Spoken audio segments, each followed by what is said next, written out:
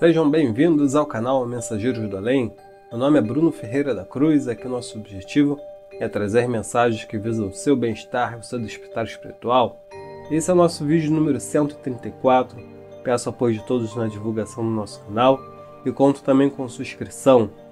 Ative todas as notificações para não perderem nenhum vídeo. Hoje vamos iniciar o estudo de mais uma obra do Mestre Ramatiz. Nós cobrimos a maior parte do livro Mensagens do Astral e hoje vamos prosseguir com o livro Elucidações do Além, livro de 1964, também psicografado por Hercílio Mas. Mas antes de a gente seguir com o tema do vídeo, faço convite para que conheçam o nosso outro canal sobre transição planetária. Lá falo mais sobre profecias, ufologia e outros assuntos importantes.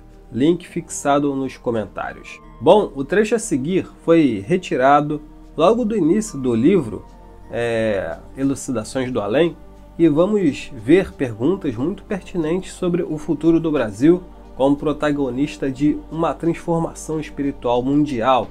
Será mesmo que o Brasil será o coração do mundo, a pátria do Evangelho? Vamos conhecer a visão de Ramatiz sobre o assunto. Dito isso, vamos lá. Pergunta. Contudo, não conseguimos admitir a ocorrência de fatos que venham a credenciar o Brasil, no sentido de ele vir a ser o maior líder espiritual ante a humanidade. Podereis referir alguns motivos relevantes e convincentes que nos induzam a aceitar como lógico e possível a realização de semelhante acontecimento. Estais vivendo uma época em que os acontecimentos se precipitam e são chegados os tempos em que surgirão novos fatos enquadrados na promessa do enviado divino quando ele disse: "Conhecereis a verdade, e a verdade vos libertará." Ora, entre as verdades que vão ser conhecidas ou reveladas ao mundo ainda antes do fim deste século, avultam como estrondosas e revolucionárias em seus efeitos morais, sociais e espirituais, a comprovação substantiva da pluralidade dos mundos habitados e a da pluralidade das existências. Quanto à primeira será comprovada pelas comunicações interplanetárias, e quanto à segunda, simultaneamente, em diversos países, surgirão psicanalistas experimentados, os quais, mediante experiências conjugadas à metapsíquica e à parapsicologia experimental, provarão que as vidas sucessivas ou reencarnação do espírito é também uma realidade absoluta e demonstrável. Esta prova decisiva está entrosada num fenômeno de psiquismo que já tem sido levada a efeito entre vós, em exibições públicas, no palco de teatros e cinemas. Referimos-nos ao fenômeno de condicionar o ego, ou espírito encarnado, o homem, a uma introspecção psíquica, fazendo que ele regrida e viva, de novo, os diversos estágios de sua vida e idade, num descenso vibratório que, mediante uma espécie de revelação das chapas fotografadas na tela da sua memória, faculta-lhe expor e retornar a viver, com absoluto realismo, as emoções de cenas e quadros vividos por ele durante a sua vida atual, indo até aos pormenores de sua própria meninice. Acresce ainda que os ditos psicanalistas irão mais além, pois eles conseguirão que o indivíduo, o homem, submergido nesse transe introspectivo, seja levado a regredir até ao ponto de o espírito encaixar-se na personalidade que ele foi em uma ou mais das suas existências pretéritas, ou seja, será conseguida uma translação do espírito idêntica à que se obtém no plano astral, quando um espírito, por efeito de uma aguda e profunda requisição mental, consegue imergir ou mergulhar no seu passado e viver a sua personalidade de vidas anteriores, semelhando a lagarta que despe a sua roupagem de crisálida e surge metamorfoseada em borboleta. Em consequência, tal fenômeno trará à superfície certos fatos e detalhes de outra encarnação de um mesmo espírito, cuja identificação e autenticidade, em diversos casos, será possível comprovar. Por conseguinte, quando este fenômeno for comprovado e tiver a chancela da ciência oficial ou acadêmica, tratando-se de um fato ou realidade que demonstra a pluralidade das existências proclamadas pelo Espiritismo, este, desde logo, ante o consenso da opinião mundial, se imporá como o precursor da nova ordem moral e espiritual fundada no Espiritismo. E como decorrência desse acontecimento ruidoso, que abalará a consciência espiritual da humanidade, o Brasil, por ser, de fato, o país mais espírita do mundo, será chamado a exercer a função de líder da nova marcha moral e espiritual revelada ao mundo por Allan Kardec, nas obras que constituem a edificação da doutrina espírita.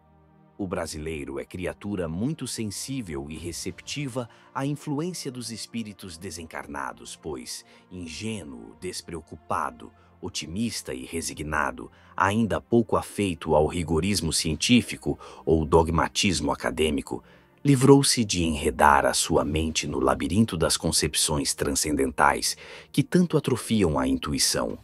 É certo que ele também se desarvora facilmente sob o guante malfazejo dos espíritos do astral inferior, quando, rico ou pobre, sábio ou ignorante, mas vencido pelo desespero, pelo tédio ou pela doença, se deixa escravizar pelo álcool, pela sensualidade ou pelo jogo vicioso, com graves danos para sua vida psíquica. Todavia, quando decide meditar e libertar-se de seus equívocos, é um tipo capaz de lograr avançados desideratos do espírito, pois entrega-se à prática sincera da caridade e aceita humildemente os ensinamentos de Jesus. Embora seja um pecador renitente, ele, assim que resolve empreender a sua reabilitação espiritual, marcha para a frente, sobrepondo-se e vencendo os seus recalques inferiores.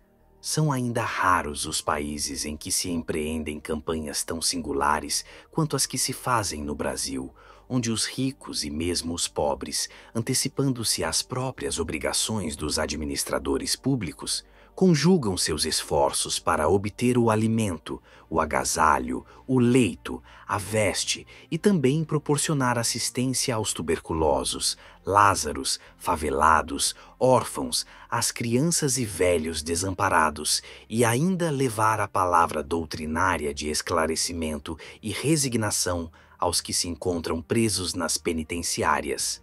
Apesar da corrupção moral, desarticulação social, desleixo administrativo e dos reflexos obscuros projetados na sua mente pelo dogmatismo sectarista do clero romano, o Brasil é uma coletividade das mais promissoras à efetivação do programa de confraternização espiritual entre os povos. A despeito de suas crises agudas de caráter social, político e econômico, a nação brasileira encaminha-se para consolidar um padrão superior em todos os setores das atividades humanas. Além do seu equilíbrio financeiro e econômico já previsto pelo alto, no futuro, o Brasil também promoverá a confraternização entre todas as classes de trabalho e a socialização do seu povo. Mas, sem as lutas sangrentas que, em geral, provocam o massacre e a separação no conjunto das nações, divididas pelos ódios e ideologias políticas de caráter inquisitorial e sanguinário. Nenhum sistema político de vosso mundo atual está em condições de corresponder, integral e ideologicamente, às condições morais, ao temperamento psicológico, ao cosmopolitismo, à natureza intuitiva e aos sentimentos fraternos e tolerantes do povo brasileiro. Afora as quizílias partidárias, tão comuns em todas as comunidades humanas e afetas aos quistos políticos egocêntricos, os governos já se sucedem no Brasil sob um ritmo de paz e tolerância afetiva, de acordo com a própria índole e sentimento fraternos dos seus governados. Eles sucedem-se cada vez mais compreensivos e menos vingativos. Mesmo a pureza partidária política, que em algumas outras nações atravessa os séculos sob irredutível pragmática e seleção ariana, no Brasil perde o seu rigorismo tradicional, pois os partidos políticos brasileiros fundem-se, dissolvem-se e refundem-se, mesclando-se os seus elementos nas adesões ou conclaves inesperados, em que os velhos adversários de ontem confraternizam-se calorosamente para a elaboração de novos programas e labores. Embora a crítica, por vezes, censure essa instabilidade ou inquietação político-emotiva, pois em muitos casos trata-se realmente de resguardar interesses pessoais ou adesões partidárias visando apenas cargos ou remunerações públicas. O certo é que, na essência doutrinária dos seus agrupamentos partidários, salvo alguns casos isolados, de política e refratários à ética da compreensão e decoro, há sempre o mesmo cimento coesivo, que corresponde ao temperamento fraterno e espiritualmente acessível do brasileiro. Desaparecem também os estigmas do caudilismo sangrento, das lutas fratricidas e os ensaios do tiranismo no Brasil, para surgirem pouco a pouco os espíritos benfazejos e regrados que ingressam no seu comando e passam a agir de modo mais humano. Através de roteiros pacíficos, a vossa comunidade encaminha-se para a socialização benfeitora. Mas isso, como já o dissemos, vai ser realizado sem a violência própria dos povos belicosos. A nação brasileira há de ajustar-se social, econômica e politicamente, atendendo aos anseios materiais e psicológicos de todos os povos da Terra, porquanto ela significa um dos mais preciosos laboratórios de experimentações fraternas do alto. Há de ser um clima sem violência, sem tiranismo ou extremismos ideológicos, com um padrão ético-político distante dos dogmas ou das imposições religiosas, embora intimamente inspirado pelo Evangelho de Jesus. Pergunta. Contudo, alguns espíritas sensatos consideram que o povo brasileiro não apresenta credenciais políticas, sociais ou morais para se tornar um laboratório de ensaio, de confraternização universal. Há mesmo certa crítica e desânimo dos brasileiros mais pessimistas, pois acham que atualmente a nação não vai além de um país que se impõe pelo futebol e pelo carnaval. Que dizeis? A despeito dessa conceituação negativa, estou autorizado a informar-vos que os sociólogos siderais já traçaram um roteiro específico e coerente para essa importante realização fraterna, moral e social do vosso país. Mas isso não quer dizer que sejais um povo superior ou completamente livre de quaisquer reparações kármicas dolorosas do passado. É a característica espiritual que cimenta a formação etnológica brasileira, a sua peculiar índole fraterna, caritativa e tolerante, aliada ainda a uma natureza intuitiva incomum, o que justifica tal prognóstico. Esses elementos fundamentais afetivos é que predizem o êxito futuro dos empreendimentos espirituais de confraternização terrena, os quais seriam difíceis e mesmo impraticáveis num povo racista, avaro ou materialista. Sob as características psicológicas e temperamentais do tipo brasileiro, há muito ouro aproveitável, que o espiritismo, como abençoado garimpeiro do alto, há de desbastar em contínuo aproveitamento espiritual.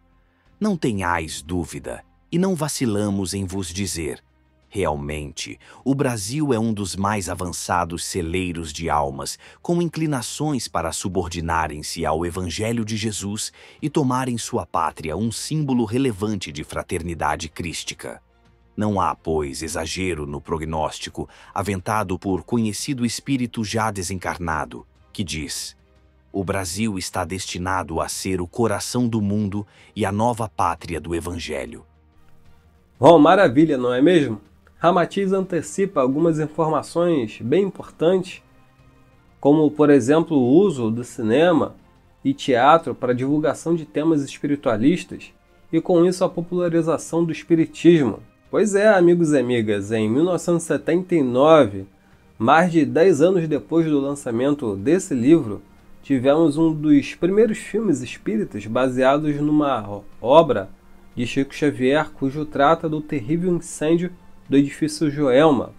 E tivemos também, em 1975, a primeira edição da novela A Viagem.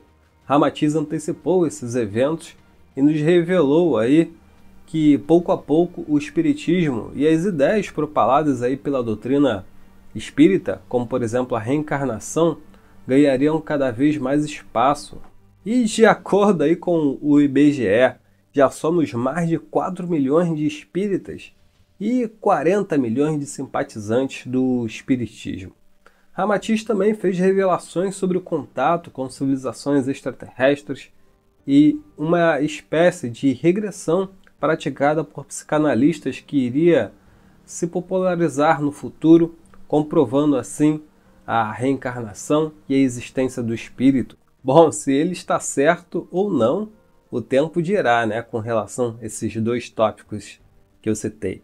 Mas já estamos vendo sinais que um possível contato, por exemplo, com seres de outros orbes, é iminente devido ao desacobertamento ufológico por parte aí de vários países, né? Governos estão soltando material que outrora era codificado como secreto, meio que preparando aí a humanidade para esse futuro contato.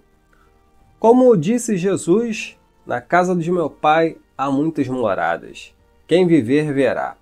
Para quem quer se aprofundar ainda mais, temos os links para adquirir os livros de Ramatiz na descrição, com preços promocionais. Mensagens do Astral, por exemplo, está com um valor de R$ 55. Bom, ajude esse conteúdo a chegar a todas as pessoas, curta, compartilhe. Temos outros vídeos excelentes nos cards ao lado. O meu muito obrigado a todos os membros do canal.